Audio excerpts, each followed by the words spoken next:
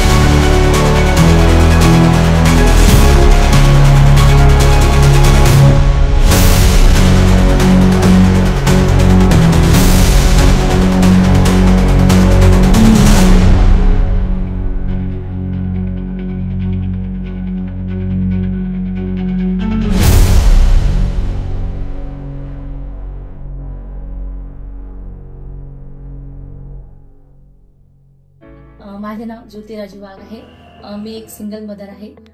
मी पर्टेडमध्ये 1 वर्षापासून वर्किंग आहे। माझ्या काही सेव्हिंग्स होत्या त्या मी पर्टेड येथे गुंतवणूक केल्या आणि येथून मंथली 5% असे रिटर्न्स मी मिळवले आणि त्या रिटर्न्समध्ये मी माझा घराचा अतिशय उत्तमपणे सांभाळ केला।